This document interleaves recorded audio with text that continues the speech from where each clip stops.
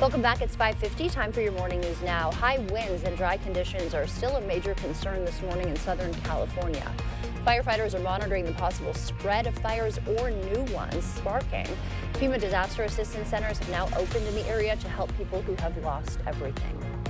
Wisconsin Governor Tony Evers, meanwhile, taking action on gun violence, creating a new state prevention office. The executive order follows last month's deadly shooting at Madison's Abundant Life Christian School. $10 million will launch the effort, with staff developing public safety campaigns and reviewing state policies. Wisconsin's fight over toxic PFAS chemicals now in the hands of the state Supreme Court.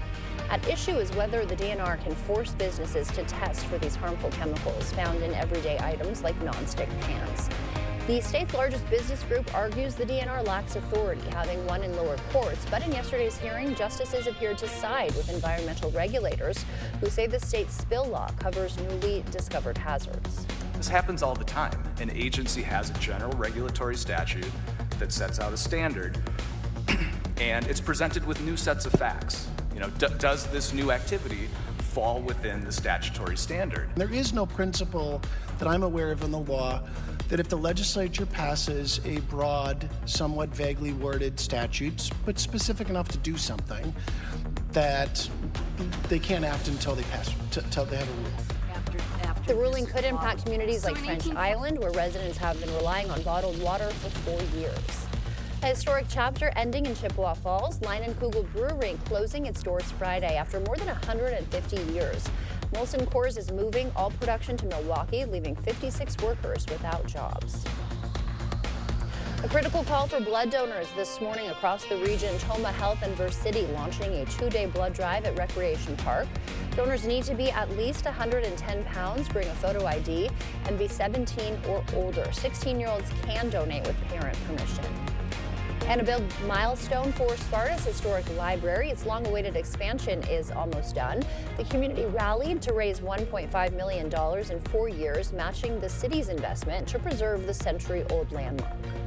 Had people from all over the world actually donate. They either grew up in Sparta or they just love the idea of a community hub like a library growing and improving and meeting the needs of the community. The renovations will include a discovery zone for kids, new technology, and additional space for programming. Construction is set to be complete in March. The skating rink at Pogue Park is now open from noon till 6 on weekends and non-school days. The best part is skate rentals are free. All right, let's take a look at what we're picking up for snow today. We'll carry over into how this plays out. You're looking at maybe 1 to 2 inches by Ladysmith, about 1 inch or so or less, maybe down to a trace for some locations near us here locally. We'll get into your 8-day forecast and temperatures. Seasonal today, mild conditions right through Thursday and Friday. By Saturday, you're looking at a 30% chance of snow moving in. Breezy conditions still continuing all the way into Tuesday. How about this though? Snow, maybe about a 20% chance on Sunday. Frigid conditions start to move into the picture. We're seeing temperatures from 3 down to 0 for highs, 13 on Tuesday and 27 on next Wednesday.